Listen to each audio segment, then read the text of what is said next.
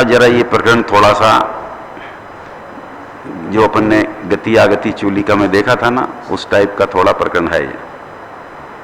जब सम्यक्त नहीं हुआ था उस समय मिथ्यात्व अवस्था में इन 41 प्रकृतियों का जो बंध हुआ था, पहले सम्यक दर्शन नहीं हुआ था तब,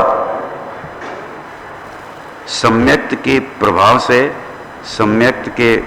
से वह बंध नष्ट हो जाता है।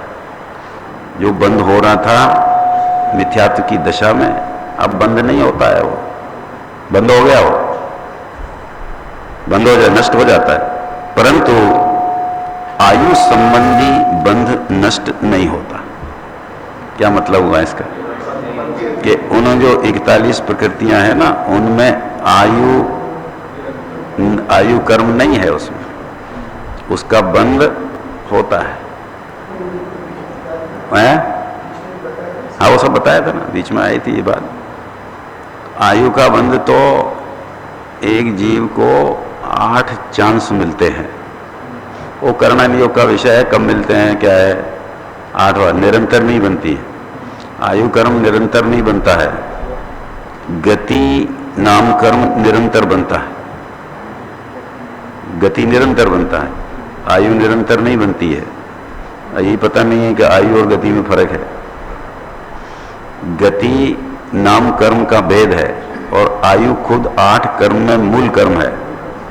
मूल कर्म है 8 अघाती कर्म में, 4 में से।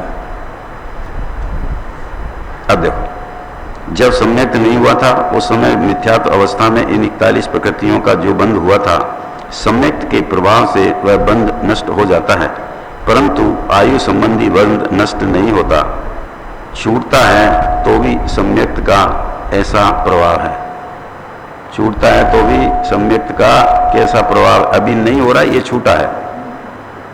पर जिस भव में उसको मोक्ष होना है, उस भव में उसको आयुबंध नहीं होगा।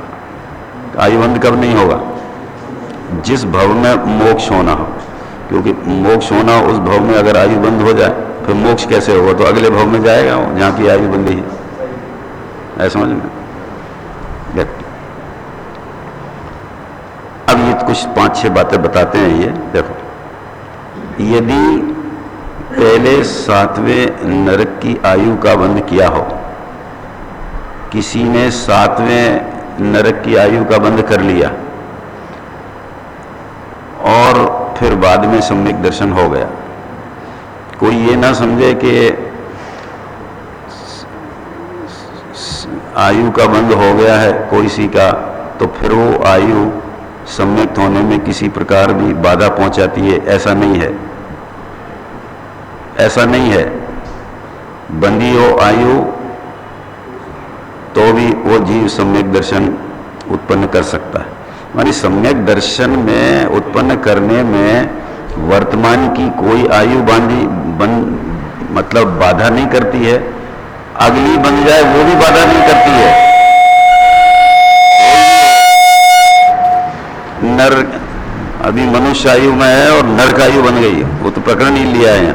चारों गति के 4 पॉइंट में पहले प्रकरण लेंगे, चारों गति के प्रकरण लेंगे कि नरक आयु बन गई है तो क्या होगा, और बाद में सम्यक दर्शन उत्पन्न किया, ये कहते हैं पहले हैं। क्यों नहीं होते हैं? वो गति हो जाती है, पर ये ऐसा भी होता है, ऐसा नहीं है कि नहीं होता है। ऐसा समझ में? राजा श्रेणी के जीव को नरकायु बंदी थी और इसके बाद सम्यक दर्शन हुआ कि नहीं? 6 सम्यक दर्शन हो गया। पहले आयु बन गई थी नरक की, वैसे ही केस समझो ना इसको। हाँ, इतने निकृष्ट, हाँ, बाद में इतने उत्कृष्ट कर सकता है, बिल्कुल कर सकता है। हर जीव की हर पर्याय स्वतंत्र है, पूर्वी की पर्याय का आगे की पर्याय कुछ नहीं, प्राग भाव प्रद्युम्न भाव है उनमें। है समझ में? देखो, कोई बाधा नहीं। एक चीज है बाधा, इसका विपरीत पुरुषार्थ, वो बाधा है और कोई बाधा नहीं है। देखो, यदि पहले 7वें नरक की आयु का बंध किया हो, पश्चात सम्यक दर्शन हो जाए तो पहले नरक ही जाता है, दूसरे या अन्य नरकों में नहीं जाता है। ये बहुत स्थूल कथन किया है, ये बहुत स्थूल कथन किया है, सिर्फ ये बताने के लिए कि सम्यक का कितना महात्म्य है कि 7वें की जगह पहले में गया। इतने प्रकरण के लिए इतना कहा है, बाकी ये बहुत स्थूल कथन है। सूक्ष्म, इससे सूक्ष्म कथन ये है कि वो सम्यक दृष्टि नरकायु बांधने के बाद अगर छायक सम्यक दर्शन ना करे, छायक सम्यक दर्शन ना करे तो उस समय नरक जाते समय उसका सम्यक दर्शन छूट जाएगा। और जो पहले नरक की बात है वो उसको छायक सम्यक दर्शन हो जाए तो वो पहले नरक में जाता है। ये इसमें विशेषता है, ऐसा समझना। अपनी गति आगति चूलिका में सब आया था ये, वो दूसरे गुण की इनकी बात अलग है। यहाँ तो अभी नरकायु बांध ली, बाद में सम्यक दर्शन हो गया और छायक सम्यक दर्शन नहीं हुआ तो मरते समय सम्यक तो छूट जाएगा और नरक में चला जाएगा। क्योंकि हाँ, साथ में चले आ जा सकते, क्योंकि अब सम्यक दृष्टि नहीं है, छूट गया।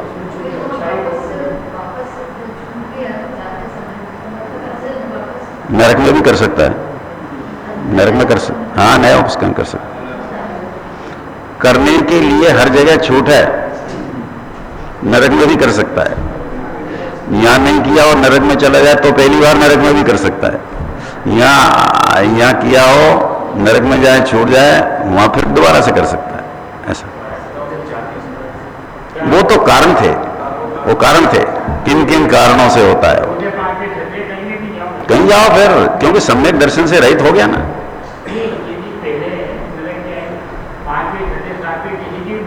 बांधी है, अगर छायक सम्यक दर्शन कर ले तो,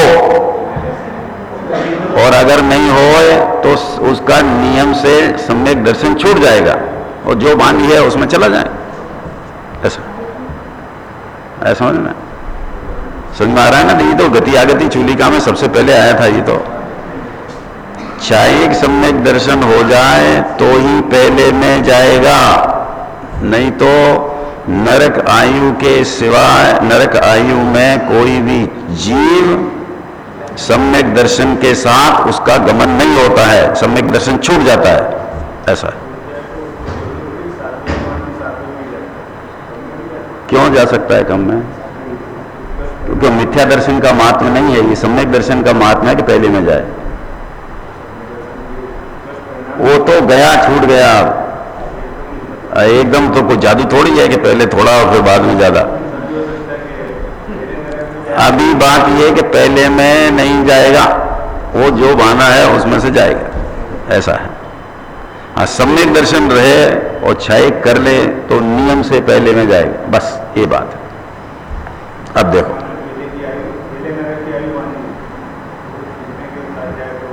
क्या पहले न किया तो अगर छायक सम्यक दर्शन नहीं है, नहीं है छायक सम्यक दर्शन, तो भी वो सम्यक तो छूट के पहले में चला जाए।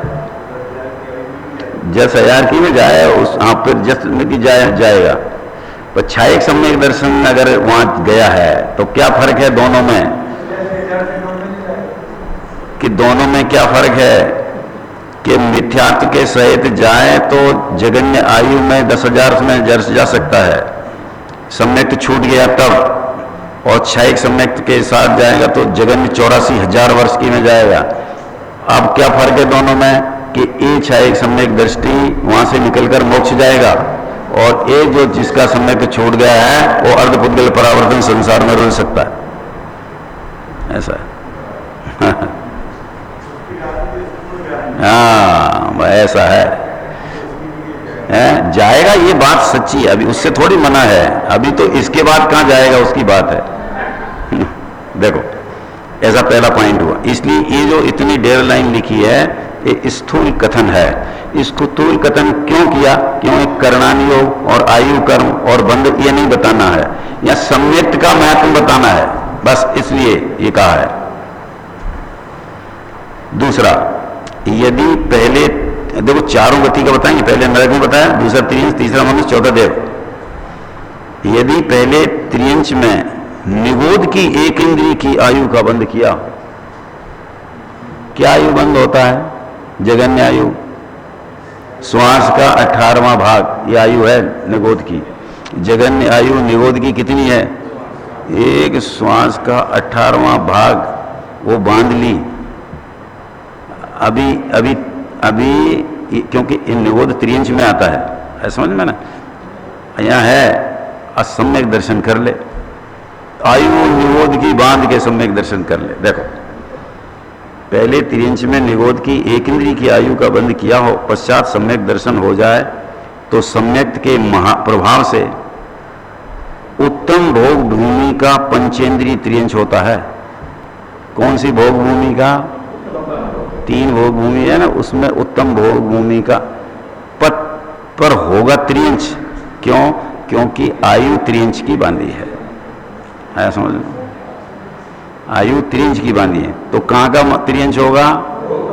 कि सब वो एक इंद्रिय से सेनी पंचेंद्रिय हो जाएगा। और जरा विचार करो जरा, ये मैंने ये प्रश्न पूछा है, ये बहुत गंभीर है। अभी प्रश्न क्या है कि एक इंद्रिय की आयु बांधी थी, तो अब पंचेंद्रिय में जाएगा। अभी दूसरी बात कहना है कि ये बदल कैसे गया।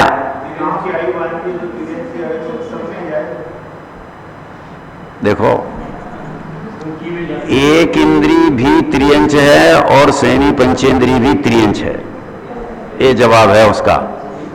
ये आयु त्रियंश बांधी है, तो वो एक इंद्रिय भी त्रियंश है और सेनी पंचेंद्रिय भी त्रियंश है, इसलिए आयु का परिवर्तन नहीं हुआ, इसलिए जा सकता है वहां। आयु का परिवर्तन ऐसा नहीं है कि वो त्रियंश से नरक में चला जाए, ऐसा आयु का परिवर्तन नहीं है, क्योंकि एक इंद्रिय भी निगोद भी त्रियंश है और सेनी पंचेंद्रिय भोग भूमि का उत्तम भोग वो भी त्रियंश है, तो त्रियंश में ऊंचा हो जाता है। आयु का बंध दूसरा नहीं होता है, दूसरी जगह नहीं जाता है, ये कहना है। देखो एक इंद्रिय की आयु का बंध किया हो, पश्चात सम्यक दर्शन हो जाए तो सम्यक के प्रवाह से उत्तम भोग भूमि का पंचेंद्रिय त्रियंश हो जाता ही होता है। एक इंद्रिय आदि कर्म भूमि का त्रियंश नहीं होता है। देखो दोनों में त्रियंश लिखा है, पंचेंद्रिय त्रियंश हो कि एक इंद्रिय त्रियंश, क्योंकि दो ही त्रियंश ही है। वो प्रश्न कैलाश जी अलग है उत्तर, वो है जो कर्म भूमि और भोग भूमि में है वहाँ चौथे गुणस्थान से ज़्यादा नहीं होता है। यहाँ मोक्ष होता है कर्म भूमि में, वहाँ सब कर्म करने पड़ते हैं, कमाना खाना पीना सब करना पड़ता है, वहाँ कुछ नहीं करना पड़ता है। वो क्योंकि वो भोग की भूमि है, ये कर्म की भूमि है। है समझ में? ऐसा है, वहाँ कोई भी जीव, वहाँ भोगों की ही मुख्यता है, भोगों की ही मुख्यता है, और यहाँ कर्म की मुख्यता है। वहाँ के जीव भोग कर भी नियम से स्वर्ग ही जाते हैं, और यहाँ ऐसे कर्म कर सकते हैं कि साथ में नरक भी जा सकता है और मोक्ष भी जा सकता है। ऐसा सही बात है वो तो, जो कर्म भूमि भोग भूमि। हाँ, वो जो आप कह रहे हो, दो बार कहा आपने, वो इस प्रश्न का उत्तर है कि वीर सेनाचार्य से जब ये प्रश्न किया था, अब आप बताओ क्या बोल रहे थे आप, कि जहां जाता है सम्यक दृष्टि वहां ऊंची जगह ही जाता है, वो यहाँ की बात नहीं है, वो अन्य जगह के प्रश्न का उत्तर है। वो प्रश्न कहाँ उठाया है? धवल में वीर सेनाचार्य से शिष्य ने प्रश्न उठाया कि साहब ये बताओ कि प्रथम नरक बिन सठ भू वानर षंड नारी और थावर विकलत रह तन्मय नहीं उपजित सम्यक धारी, कि प्रथम नरक बिन लिखा है उसमें, प्रथम नरक के बिना, बाकी जो अपन ने कल पढ़े थे सब स्त्री पर्याय में, निर्धन में, फलाने में, ढिमके में, नपुंसक में, इनमें उसका स्त्री में जन्म नहीं होता है, भवनत्रिक देव में नहीं होता है, वैमानिक में ही जन्म होता है। तो शिष्य ने प्रश्न किया कि भगवान ये बताओ आप, ये शिष्य के प्रश्न के शब्द है, क्या सम्यक दृष्टि पहले नरक में चला जाता है, भवनत्रिक में नहीं जाता है, तो क्या भवनत्रिक के पहले नरक से भी नीचा है? ऐसा प्रश्न उठाया है कि वहां नहीं जाता है, कहां? भवनत्रिक में। और पहले नरक में चला जाता है तो वो नहीं जाता, तो वो तो नीचा हो गया ना। तो क्या भवनत्रिक ये पहले नरक से भी गया बीता है? ऐसा प्रश्न किया। पहले तो समझ में आया कि नहीं? वर्णनगर पहले देवी नहीं होता है, स्वर्ग की देवी नहीं होता है, वो नरक में जा सकता है। तो क्या देवी पद, इंद्राणी का पद क्या पहले नरक से नारकी से भी गया बीता है कि वहां नहीं होता है, यहां हो जाता है? वो सम्यक दृष्टि वहां चला जाता है। तो हाँ, नपुंसक हो रहा है, वहां देवी हो ऐसा प्रश्न किया। फिर उससे लगे हाथ, अभी प्रश्न पूरा नहीं हुआ, अभी और पूछा कि क्या जो सम्यक दर्शन, पदम जी ध्यान से सुनना, जो सम्यक दर्शन इस जीव के अनंत जन्म मरणों को काट देता है, वो क्या एक आयु नहीं काट सकता है? प्रश्न समझ में लगे? दो प्रश्न है हाथ में जो सम्यक दर्शन इस जीव के अनंत अनंत जन्म मरण काट देता है, तो एक आयु नहीं काट सकता है वो? ऐसा प्रश्न किया। तो वीर सेनाचार्य तो महाकुशाग्र बुद्धि, बहुत ब्रिलियंट, तो कहते हैं कि हाँ, सम्यक दर्शन में ये ताकत नहीं है कि जो बंधी हुई आयु है उसको काट दे। बंधी हुई आयु है, इसको काट दे, ये सम्यक दर्शन की सामर्थ्य नहीं है। तो क्यों? तो कुछ भी सामर्थ्य नहीं है उसकी कि नहीं? सामर्थ्य है। ये एक आयु नहीं काट रहा फिर भी सामर्थ्य है कि हाँ, कि उसमें इतनी सामर्थ्य है कि जहां जहां की आयु बंधी है वहां तो जाएगा, पर वहां की सर्वोत्कृष्ट जगह जाएगा। ऐसा समझ विनय जी, समझ में आया? नरक में जाएगा, साधन में नरक में सर्वोत्कृष्ट कौन सा है? तो पहले में जाएगा।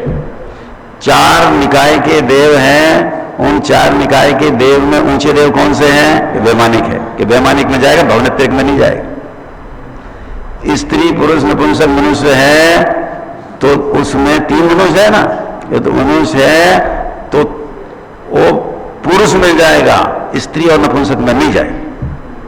ऐसा समझ में? 1 इंद्री, 2 इंद्री, 4 इंद्री, 5 इंद्री, त्रियंच है ना, तो उसमें ऊंचा कौन सा है? सैनी पंच, वहां जाए। पता नहीं समझ में? ऐसा जवाब वीर सेनाचार्य ने जबल में दिया है। उसका उत्तर है ये आप जो कह रहे हो वो प्रश्न अलग है देखो, आपने त्रियंच का पढ़ रहे थे ना? हाँ, दूसरा, सम्यक्त के प्रभाव से उत्तम भोग भूमि का पंचेंद्रीय त्रियंच ही होता है, एक इंद्रिय आदि कर्म भूमि का त्रियंच नहीं होता है। क्योंकि एक इंद्रिय हो चाहे पंचेंद्रिय हो, ये एक ही आयु है। एक और मार्मिक बात, आयु कर्म के भेद नहीं होते 4 के सिवा, कि एक इंद्रिय आयु, एक इंद्रिय त्रियंच आयु कर्म, 2 इंद्रिय त्रियंच आयु का, ऐसा भेद नहीं होता है। जैसे देवायु के 4 निकाय हैं तो 4 भेद नहीं होते हैं। मनुष्य भोग भूमि कर्म भूमि के 2 तरह के होते हैं, ऐसे आयु 2 मनुष्य की नहीं होती है। समझ में? 7 नरक है तो आयु कर्म के 7 भेद नहीं होते हैं, ये ध्यान देने की बात है। वो आयु एक है, क्योंकि आयु कर्म के कोई भेद नहीं सिवाय 4 के। अरे समझ में? करणान योग भी पढ़े तो बहुत ध्यान से पढ़ना पड़ता है, नहीं तो कर्ता बुद्धि पुष्ट होने में देर नहीं लगती है। अभी भ्रम हो जा रहे कि ये सब कैसे एक इंद्रिय की आयु बांधी, पर एक इंद्रिय की आयु होती नहीं, कुछ त्रियंच आयु होती है। वो नरक आयु होती है 7 मांझे के, एक एक आयु कर्म है 7 नरक का। अरे समझ रमेश जी, 7 नरक का एक आयु कर्म है, 7 कर्म आयु कर्म नहीं है, इसलिए ये सब चेंज हो जाता है। समझ में आया? उत्कर्षण अपकर्षण काल के हिसाब से होता है, काल को कहते हैं उत्कर्षण अपकर्षण, ये नहीं है उत्कर्षण अपकर्षण। नहीं होता है, ऐसा है। उत्कर्षण अपकर्षण स्थिति का होता है, काल का होता है। जैसे राजा श्रेणिक के उत्कर्षण अपकर्षण होता है, 7वें से पहले में आए, ये उत्कर्षण अपकर्षण नहीं है। 33 सागर से 84,000 वर्ष गए, ये अपकर्षण है, ये अपकर्षण। 7वें से पहले में गए, ये अपकर्षण नहीं है। आयु वो स्थिति, आयु की स्थिति में होता है, कर्म में नहीं होता है, संक्रमण भी नहीं होता है, कुछ नहीं होता है। अब देखो 2 हो गए। तीसरा, यदि पहले लब्धि अपर्याप्तक मनुष्य की आयु का बंध किया हो, लब्ध अपर्याप्तक, क्योंकि होते हैं ना वर्ष, तो गर्भ में आते ही अंतर्मुहूर्त में मृत्यु हो जाती है। अंतर्मुहूर्त में ही माता पिता को पता ही नहीं चले कि गर्भ में आए थे और मृत्यु हो जाती है। इनका नाम है पर्याप्ति पूर्ण होने के पहले, ये लब्ध पर्याप्त। अब किसी ने ऐसी आयु बांध ली, पदम जी ये मारने के है, देखो ऐसी आयु लब्ध पर्याप्तक मनुष्य, नियम से अंतर्मुहूर्त की आयु, नपुंसक वेद, ऐसा हो जाए और बाद में वो जीव सम्यक दर्शन धारण कर ले। क्या कहा? समझ इधर लिखा है ना, देखो, यदि पहले लब्ध पर्याप्तक मनुष्य की आयु का बंध किया हो, पश्चात सम्यक दर्शन हो जाए तो सम्यक के प्रभाव से, देखो कहां तो लब्ध अपर्याप्तक मनुष्य और कहां भोग भूमि का मनुष्य होता है। उत्तम भोग भूमि का मनुष्य, कितना डिस्काउंटिंग है एक सम्यक दृष्टि को समझ में आया? कितना ज्यादा सब जगह। अब यहां लगाओ तुम कि जहां जाएगा वहां उत्कृष्ट जगह जाएगा। सम्यक के प्रभाव से उत्तम भोग भूमि का मनुष्य ही होता है। अब देव में, यदि पहले व्यंतर आदि में नीच देव की आयु का बंध किया हो, हाल पता ही नहीं है कि 4 प्रकार के देव हैं, देवों के सुख का वर्णन कर लिया तो समझ ले कि देव तो अपने को देव में ही जाना है। ज्यादातर मिथ्या दृष्टि जो सामान्य प्रकार का सामान्य पुण्य का बंधन करते हैं, वो भवनित्रिक में ही जाते हैं। तो वैमानिक में नहीं जाते क्या? मिथ्या दृष्टि जाते हैं, वो अनुव्रत महाव्रतधारी ही मुख्यता से जाते हैं। मिथ्या दृष्टि अनुव्रत महाव्रतधारी ये वैमानिक में जाते हैं। सामान्य में दान दक्षिणा पूजा करने वाले वो मुख्यता से वैमानिक में नहीं जाते हैं, वो भवनत्रिक में जाते हैं। आज तो गुरुदेव ने कहा था, आज के प्रवचन ही में ही था, कि बहुत लोग जैन भी ये ढोर में जाने वाले हैं। देव मनुष्य नहीं का, पशु में जाने वाले। आज था कि नहीं था? छुट्टी के दिन, जब छुट्टी हो ना, उस दिन गुरुदेव को सुनना चाहिए। बिल्कुल 8 बजने में 5 मिनट तो आ जाना चाहिए। छोड़ो ना सब काम, दिन भर पड़ा है करने के लिए, क्या है उसमें। गुरुदेव को सुनने की आदत डालना चाहिए। यही है वाणी जो कि तुमको इस मनुष्य पर्याय में मनुष्य बना के रखेगी। है समझ में? क्या? हाँ, देखो, अभ्यंतर आदि नीच देवों की आयु का बंध किया हो, पश्चात सम्यक दर्शन हो जाए, अब क्या होगा उसका? कि कल्पवासी महान रिद्धि वाला देव ही होता है। महान रिद्धि वाला देव होता है, साधारण रिद्धि वाला नहीं। सम्यक दृष्टि, पहले भवनित्र की आयु बांध ली हो, अब देखो वैमानिक में जन्म होता है। क्यों वैमानिक? आयु तो वहां की बांधी थी भवनित्री, तो भवनित्री की आयु काट ली। अरे वो आयु का फेर है ही नहीं, वो सारी देव आयु है। भवनित्र भी देव है, ये भी देव है, तो आयु का फेर कहां हुआ? देखो क्या लिखा है, कल्पवासी महान रिद्धि वाला देव ही होता है। अन्य भवनत्रिक देवों में, चारों प्रकार के देवों की स्त्रियों में, देखो क्या कहते हैं, स्त्रियों में तो जन्म सम्यक दृष्टि का होता ही नहीं है। स्त्री पर्याय कैसे परिणाम, कल याद दिलाना सुबह, परम जी सुबह याद दिलाना आप, और तो भूल जाते हैं लोग। वो गवर्नमेंट सार में थोड़ा लिखा है उसको, कैसे परिणाम होते हैं। तो मनुष्य पढ़ा था 5-6 साल पहले, पढ़ा था, एक बार और पढ़ेंगे कि कैसे परिणाम होते हैं, स्त्री की कैसे बनती है, पुरुष की कैसे वेद बनते हैं। आयु तो मनुष्य तीनों की, आयु तो तीनों की मनुष्य है, वेद कैसे बनते हैं वो स्त्रियों की। मनुष्यनी स्त्री में तथा मादा त्रियंश में उत्पन्न नहीं होता है। सम्यक भोग बीवी का होगा ना तो त्रियंश पुरुष हो, क्या कहते हैं, नर होगा, मादा नहीं होगा। बस त्रियंशनी में उत्पन्न नहीं होता है।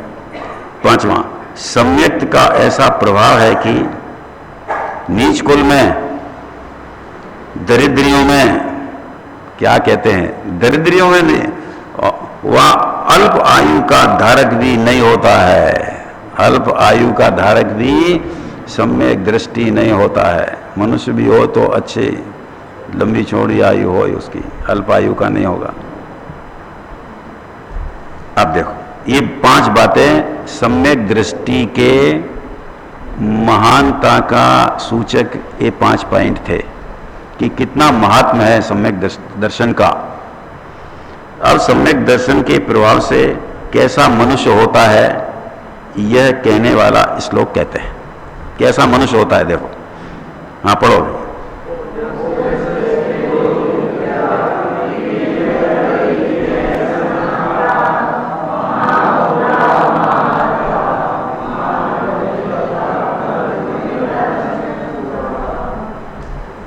अच्छी, आपको सम्यक दर्शन के प्रति ललचाने वाली गाथाएं है ये। हाँ, अट्रैक्ट करने वाली गाथा है कि आप जल्दी से जल्दी सम्यक दर्शन धारण करो। जो पुरुष सम्यक दर्शन से पवित्र है, क्या कहते हैं, सम्यक दर्शन से पवित्र है। पहले क्या था, मलिन था, मलिनता ही मिथ्या दर्शन है, पवित्रता ही सम्यक दर्शन है। जो पुरुष सम्यक दर्शन से पवित्र है वे मनुष्यों के तिलक, देखो तिलक माने क्या, तिलक जैसे सबसे ऊंची जगह लगाया जाता है, ये मनुष्यों में सबसे ऊंचे, मनुष्यों के तिलक अर्थात समस्त मनुष्यों को शोभित करने, तिलक से शोभा होती है ना, मनुष्यों को शोभित करने वाले समस्त मनुष्यों के मस्तक के ऊपर धारण किए जाने योग्य सभी मनुष्य उनको मस्तक पर धारण, जैसे तिलक को धारण करते हैं ऐसे सभी मनुष्य उनको मस्तक पर धारण करते हैं। धारण किए जाने योग्य ऐसे मनुष्यों के तिलक होते हैं, तिलक होते हैं। और कैसे होते हैं, ओज अर्थात पराक्रम, जो कितनी विशेषण बताए हैं। अभी यहाँ ये नहीं देखना कि ये शरीराश्रित है कि आत्माश्रित है, एक महानता बताई है। ओज अर्थात पराक्रम, तेज अर्थात प्रताप, विद्या अर्थात समस्त लोक में अतिशय रूप ज्ञान, ये विद्या, वीर अर्थात अतिशय रूप शक्ति, उज्जवल यश, वृद्धि अर्थात दिन प्रतिदिन गुणों की और सुख की वृद्धि। देखो गुणों की और सुख की वृद्धि, धन की वृद्धि नहीं लिखा है। तो धन की वृद्धि हो जाए तो समझे कि मैं बहुत बड़ा धर्मात्मा था, हूं नहीं, वो तो सकता ही नहीं कि भोग में लगे तो धर्मात्मा कहां से आए, पुण्यात्मा ही नहीं है। पहले पुण्य किए ना उसका फल, तो पुण्य से धर्म माने तो मैं धर्मात्मा था, ये नहीं लिखा है।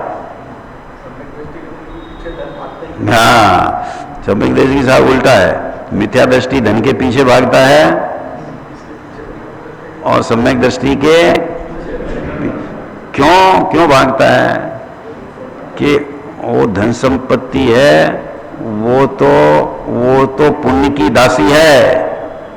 मिथ्या दृष्टि दासी का दास बन जाता है और सम्यक दृष्टि और ये तो पुण्य की दासी है। तो जिधर और वो कौन के पुण्य, मिथ्या सम्यक दृष्टि को तो ऊंचा पुण्य बनता है। क्यों बनता है? कि क्योंकि वो पुण्य को नहीं चाहता है, इसलिए ऊंचा पुण्य बनता है। तो वो उसकी दासी तो ऊंचे आदमी के पास भागती है, इसलिए जाता है पुण्य, इसलिए पुण्य बहुत होता है। दिन प्रतिदिन गुणों की और सुख की वृद्धि, विजय अर्थात सब प्रकार से जीत, हर जगह ऊंचा जीतने वाला, अतिशय रूप वैभव, इस प्रकार ओज तेज विद्या वीर यश वृद्धि विजय, सब ये नाम एक एक अलग कहे ना, विजय वैभव, इन सभी गुणों के स्वामी होते हैं कौन? सम्यक दृष्टि। देवों में भी जो है ना, देव होते हैं ना, जो सम्यक दृष्टि देव होते हैं, उनकी रिद्धियां आदि देखकर जो मिथ्या दृष्टि देव होते हैं, क्योंकि देखो ज्ञान तो काफ़ी होता है, अवैध ज्ञान वगैरह है, भगवान के समोशन में जाते हैं सब, वो जानते हैं कि हम भी यही हैं, ये भी यही है, परम जी हम भी यही हैं, ये भी यही है। ये महारिद्धि आदि जो है, ये सब इनके सम्यक दर्शन का महात्मा है। क्या सम्यक दर्शन से रिद्धियां होती हैं कि नहीं? सम्यक दृष्टि को जो ऊंचा पुण्य बनता है उससे होती है। सम्यक दर्शन तो वीतरागी पर्याय है, उससे बंद ही नहीं होता है।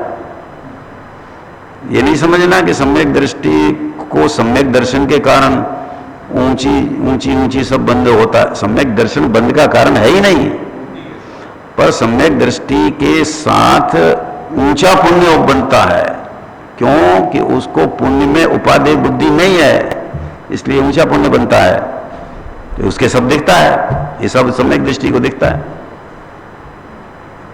देखो, पुण्य के गुणों के स्वामी होते हैं, महान कुल के स्वामी होते हैं, महान धर्म, महान अर्थ, चार प्रकार के जो पुरुषार्थ कहे उन सब में ऊंचा होता है सम्यक दृष्टि। देखो, महान धर्म, महान अर्थ, वैभव लौकिक भी उनके ही बड़े सुख बुद्धि नहीं है, उनके बहुत होता है। महाकाम, महामोक्ष रूप चार पुरुषार्थ के स्वामी होते हैं।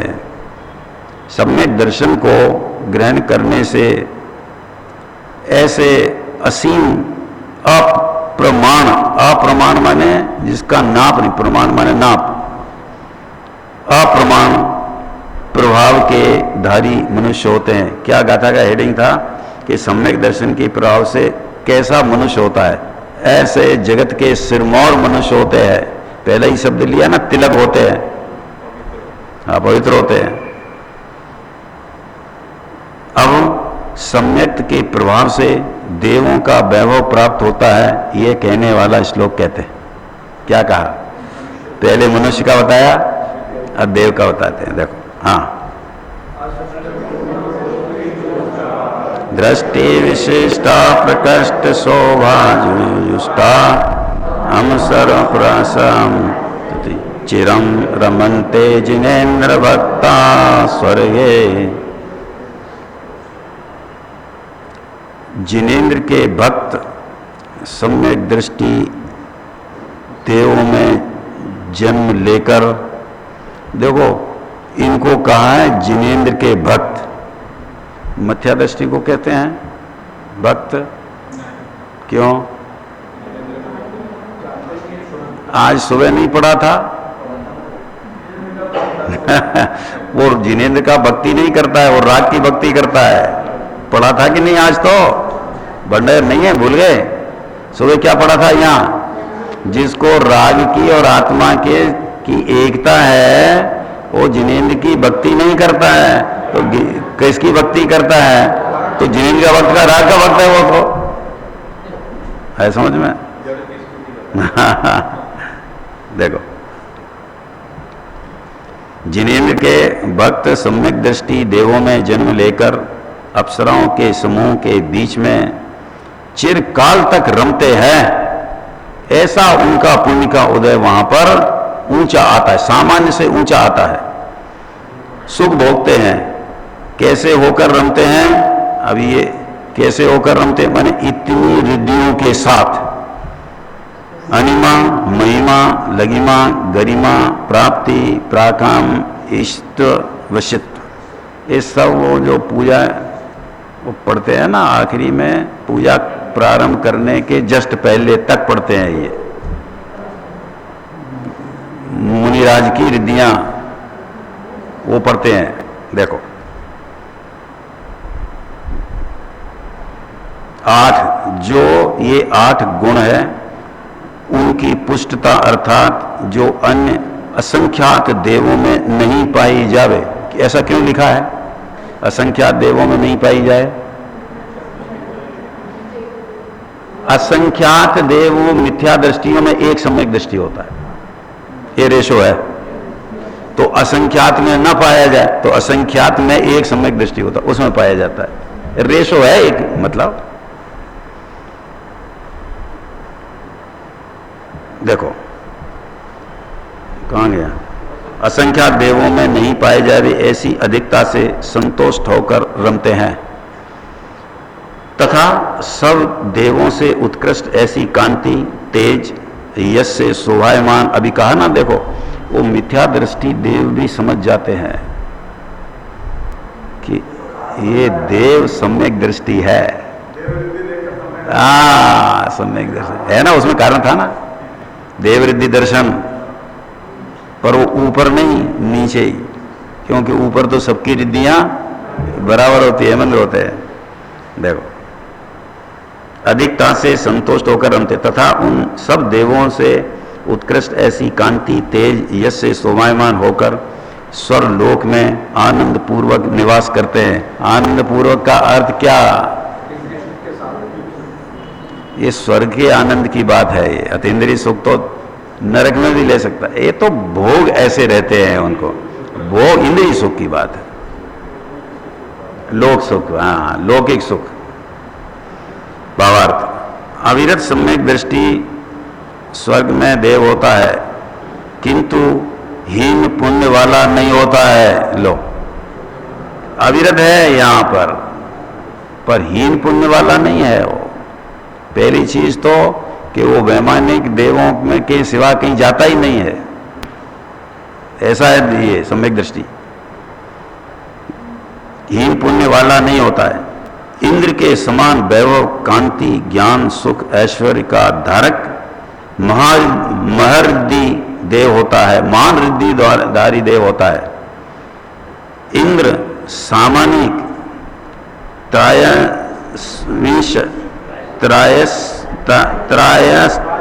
त्रिवंश है, क्या है?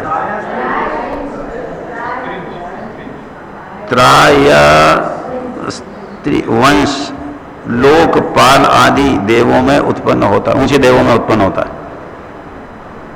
अन्य असंख्यात देवों के ऐसी अनिमा आदि रिद्धि देह की कांति, आवरण, विमान, विक्रिया नहीं होती है। सम्यक दृष्टि देवों के विशेष ऐसा उत्कृष्ट वैभव पाकर असंख्यात वर्षों तक करोड़ों अप्सराओं की सभा में केली करता है। ऐसे उसको पुण्य के उदय में ऐसी भोग की सामग्री मिलती है, पर उन भोगों में सुख नहीं है, ऐसा उसका श्रद्धान कायम रहता है। क्या श्रद्धान कायम? भोगों में सुख नहीं है। ऐसे देखो आदिनाथ भगवान का जीव सर्वार सिद्धि से आए, सर्वार सिद्धि से आए वहां देखो, उससे तो ऊंचा कोई स्वर्ग नहीं है। सर्वार सिद्धि से ऊंचा कौन सा स्वर्ग है? वहां से आए और यहां आकर तीर्थंकर होकर के मोक्ष चले गए, दूसरा कोई भाव नहीं है। ऐसा नहीं है कि सर्वार सिद्धि से, पहले स्वर्ग से आकर भी कोई जीव यहां से सीधा मोक्ष जा सकता है। वहां का नियम है, यहां का नियम नहीं है बस। अब देखो, अब सम्यक दृष्टि सागरों पर्यंत स्वर्ग के इंद्रिय जनित सुख भोग कर मनुष्य लोक में आकर कैसा होता। अभी देखो, पहले मनुष्य बताया, फिर देव बताए। अब देव से तो मोक्ष होता नहीं किसी को। अब मनुष्य होते तो कैसे मनुष्य होते हैं, एक दोबारा से बताते हैं।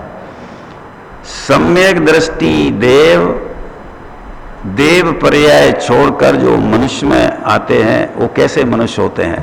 देखो, अभी इतना देख के आपको लगेगा कि वास्तव में ये सम्यक दर्शन का कितना महात्म है।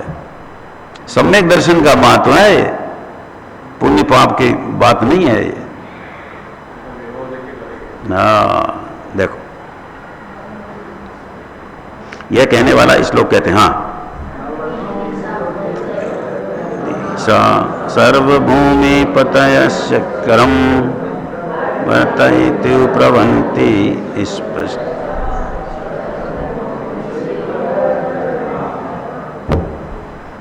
अब देखो, अब याद रखना ये किसकी बात है। सम्यक दृष्टि देव, सम्यक दृष्टि देव मनुष्य होकर कैसे मनुष्य होते हैं, जिनके उज्जवल सम्यक दर्शन है वे जीव स्वर्ग में आयु पूर्ण व्यतीत करके यहां मनुष्य लोक में आकर, अब देखना जरा, अब विचार करना कि ये कौन से मनुष्य हो रहे हैं।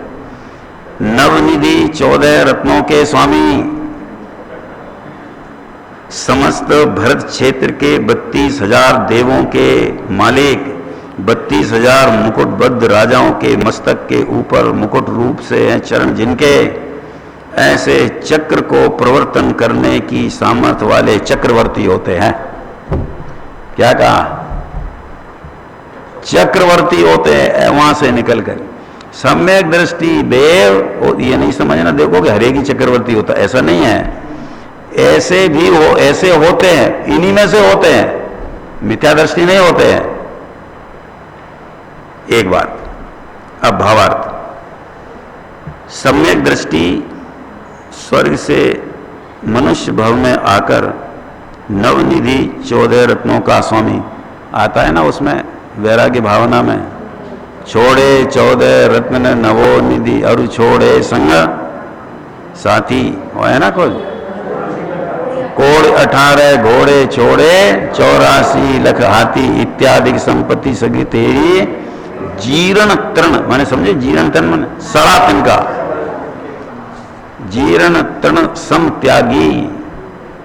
विचार करके ही कैसा एकदम से ज्ञान श्रद्धान हो जाता है अपना कि ओह, जिसके पीछे हम 24 घंटे चेते हैं, है नहीं है तो चेटे, और जिनके पास है वो जीर्ण तृण समत्यागी, जिनके पास है वो सड़ा तिनका जैसा छोड़ देते। बताओ बनगर है इसीलिए तो छोड़ने वालों की कथा सुना रहे। देखो, सम्यक दृष्टि स्वर्ग से मनुष्य भव में आकर नवनिधि 14 रत्नों का स्वामी, 6 खंड पृथ्वी का पति तथा समस्त राजाओं के ऊपर जिसकी आज्ञा चलती है, ऐसा चक्रवर्ती होता है। अब सम्यक के प्रभाव से तीर्थंकर होते हैं, ऐसा ये और पढ़ लेते, छोटा सा है। हाँ,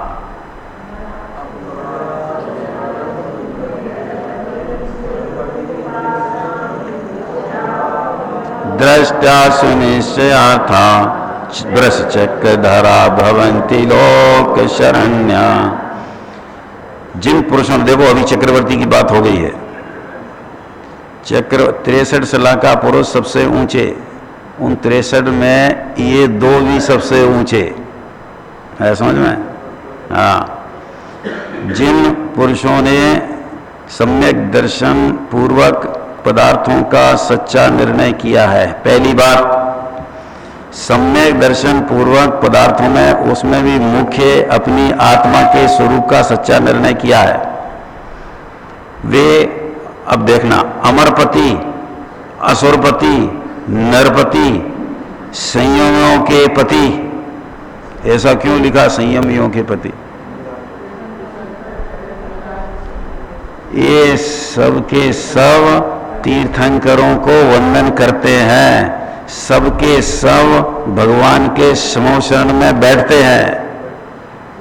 है समझ में?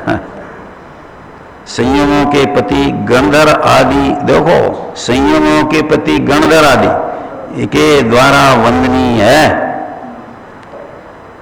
है चरण कमल जिनके, तथा लोगों को उत्कृष्ट शरणभूत है। क्या शरणभूत है? दिव्य ध्वनि से अमृत बरसाते हैं, शरणभूत है। ऐसे धर्म चक्र के धारक तीर्थंकर रूप से उत्पन्न होते हैं। तीर्थंकर कहां कहां से उत्पन्न होता है पता है? यहां तीर्थंकर होगा, वो कहां कहां से जीव आते हैं वो, और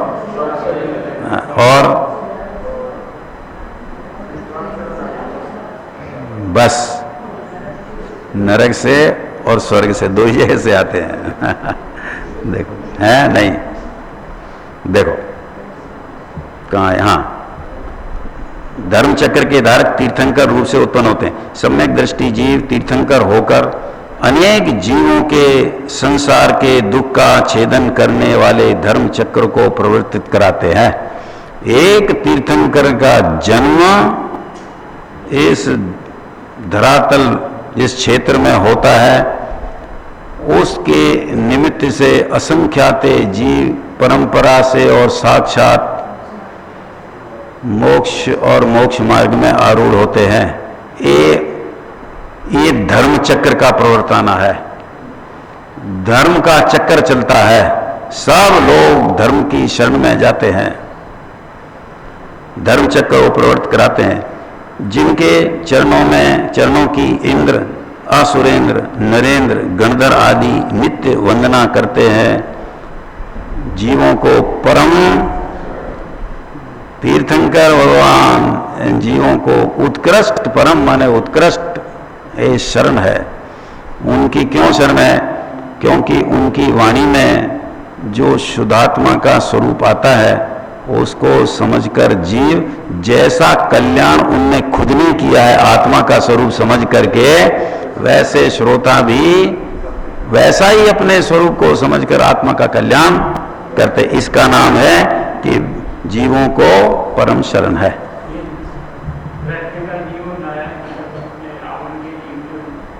नरक में, हाँ अभी नहीं, अभी देखो कुछ भी पता नहीं है। बहुत पहले मैंने एक इस अनुयोग के बहुत बड़े विद्वान से पूछा था कि साहब वो क्या अभी कृष्ण रावण वगैरह क्या तीर्थंकर प्रकृति अभी बांध रहे हैं? तो उनने कहा कि शास्त्र में कहीं ऐसा प्रमाण नहीं है, ये प्रमाण है कि ये जीव तीर्थंकर बनेंगे, बस हाँ नाम डिक्लेयर है। पर अभी बांध रहे हैं कि नहीं बांध रहे हैं ये बिल्कुल पता नहीं है। शास्त्र में जब तक प्रमाण ना आए तब तक बात बिल्कुल भी अपने मुंह से कहना योग्य नहीं है। हाँ नहीं होगा, बहुत अनंत जीव निगोद में पड़े हैं जो आगे तीर्थंकर होने वाले हैं, क्या करो।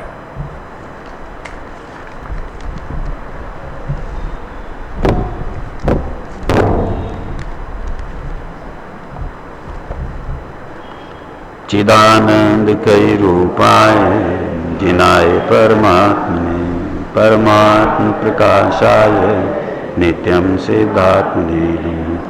चिदानंद चिद रूप जो जिन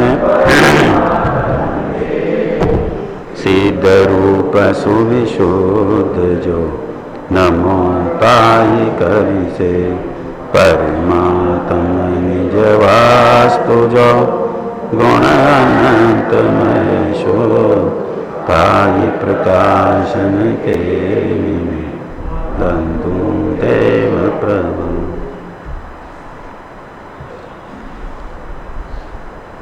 ये परमात्म प्रकाश ग्रंथ का पहला अधिकार है। क्या है इसका विषय? हाँ, 3 तरह के आत्मा का।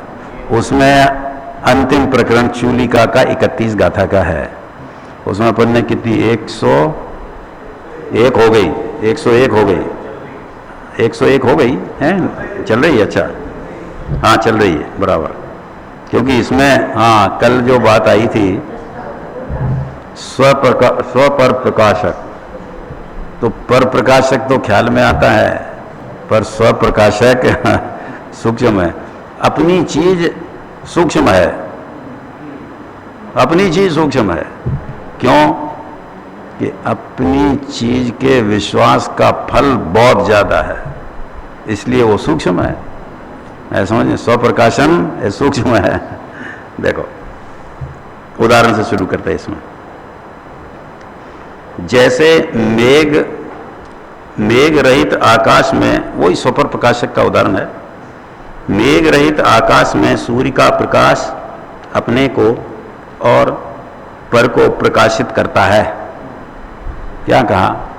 सूर्य का प्रकाश अपने को और पर को सबको प्रकाशित करता है।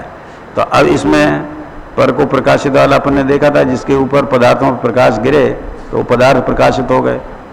पर स्व को प्रकाश करने के लिए उसको अन्य सूर्य की जरूरत नहीं पड़ती है, वो खुद ही प्रकाशित अपने को भी करता है। ये स्व पर प्रकाशक है, पर को प्रकाशित करता है। उसी प्रकार वीतराग निर्विकल्प समाधि रूप कारण समय सार में लीन होकर, ये सारे विशेषण शुद्ध आत्मा के हैं।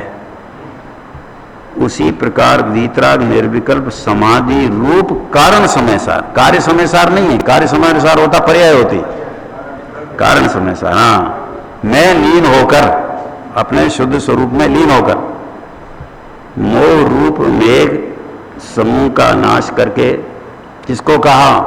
मेघ को मोह के उपमा दी, आवरण करता है ना मैं, ऐसा मोह रूप मेघ समूह का नाश करके यह आत्मा मुनि अवस्था में, अब देखो वीतराग भेद भावना रूप, भेद भावना रूप क्यों दिया ऐसा? भेद विज्ञान के कारण। हाँ, भेद भावना रूप स्व संवेदन ज्ञान से, माने उस ज्ञान में की सामर्थ्य कैसी बताई कि अपना और पर का भेद जानने की सामर्थ्य है, ये भेद ज्ञान रूप। स्व संवेदन ज्ञान से भेद ज्ञान तो किया, पर अपनी आत्मा को जाना, उसमें अपने रूप जाना, अपने रूप माना, अपने रूप अनुभव किया। ऐसा स्व संवेदन रूप ज्ञान से अपने को और पर को प्रकाशित करता है। ज्ञान अपने को और पर को दोनों को, जैसे सूर्य है ना, पर पदार्थों को और अपने को दोनों को प्रकाशित करता है।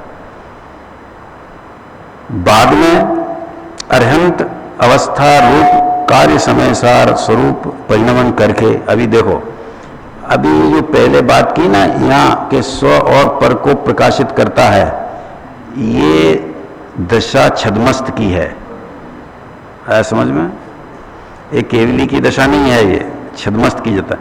सम्यक दृष्टि इसमें चौथे गुणस्थान वाला इसमें सम्मिलित है, क्योंकि उसको भी भेद ज्ञान के द्वारा स्व संवेदन, अपना निर्विकल्प अनुभव उसको हो गया है, वो इसमें गर्वित है, ये है समझ में?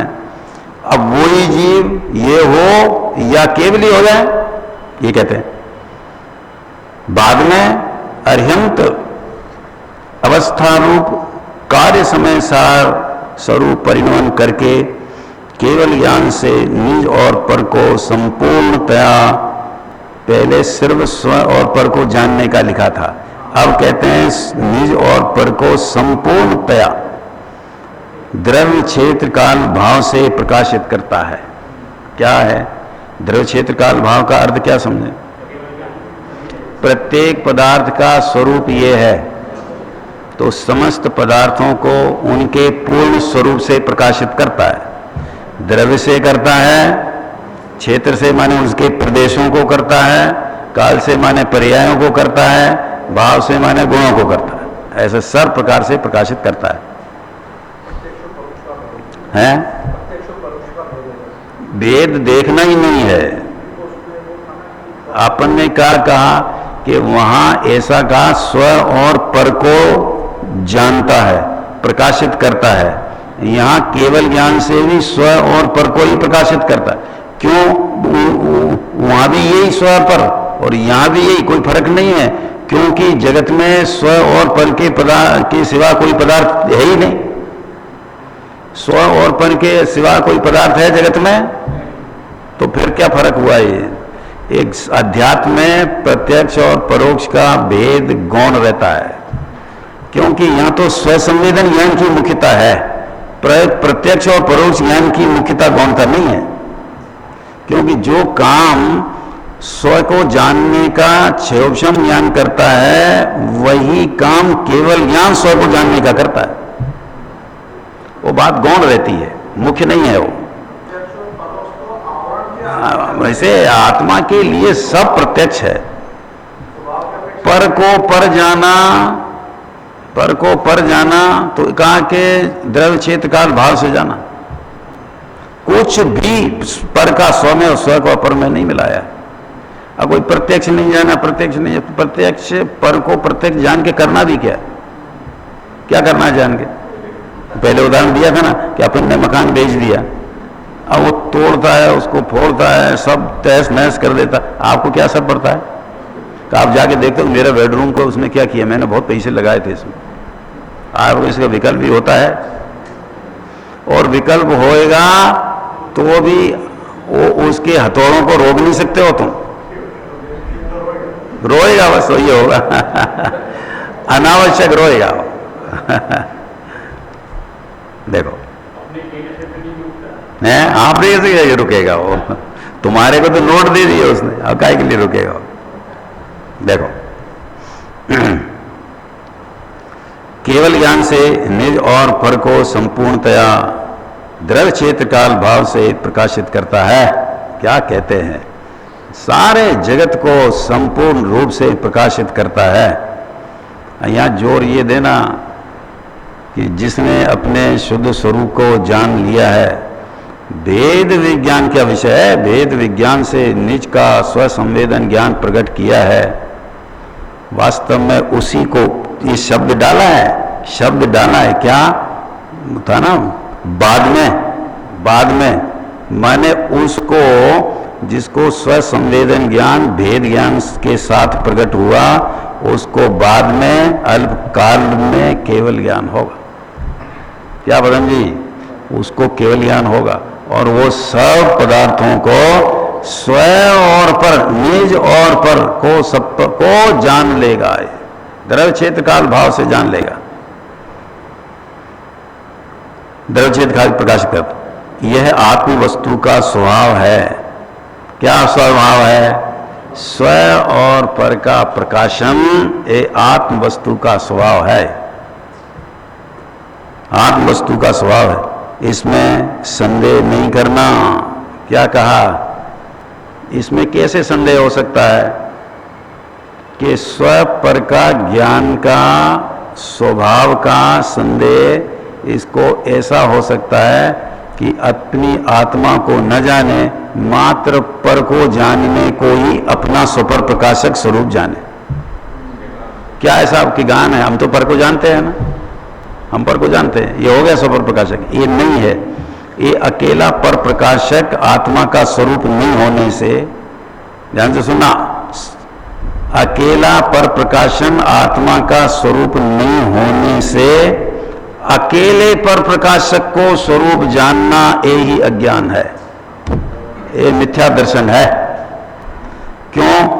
सब में ज्ञान तो जब हो, जब जैसा है वैसा जाने। अब इसमें तो अकेले पर प्रकाशक कोई स्वरूप जान लिया है बिना स्व प्रकाशन के, ये स्वरूप नहीं है। है समझ में? यह आत्मवस्तु का स्वभाव है, इसमें संदेह नहीं करना। सारांश यह है कि जो केवल ज्ञान, केवल दर्शन, अनंत सुख, अनंत वीरमय, आज देखो सारी बात आई है, केवल ज्ञान, केवल दर्शन, अनंत सुख, अनंत वीरमय, अनंत चतुष्टय की प्रगटता रूप कार्य समय सार है। ये कार्य समय सार का, अनंत चतुष्टय कार्य समय सार का प्रगटता रूप कार्य समय सार है, वही उपादेय है आराधन करनी। अब ये कौन सा उपादेय है? हाँ, बहुत बढ़िया। ये प्रकट करने के लिए उपादेय है। तो दूसरा उपादेय भी होता है कुछ, वो कौन सा है? आश्रय करने योग्य उपादेय होता है। तो आश्रय करने योग्य उपादेय क्या है?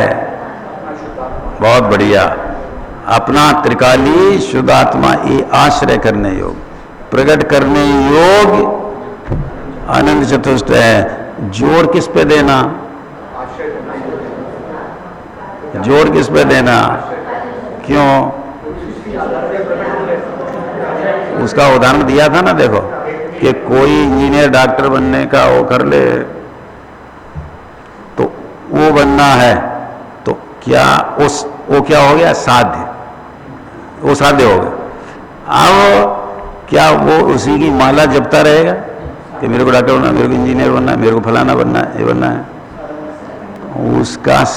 उसका आश्रय क्या लेगा? कि उसका आश्रय है पढ़ाई, वो निरंतर करेगा, तब जो उसकी साध्य की सिद्धि है। ऐसे ही पुरुषार्थ तो अपने शुद्धात्मा में वो है, वो प्रकट करने लायक, ये आश्रय करने, पढ़ाई आश्रय करने लायक और वो प्रकट करने लायक है। समझ में?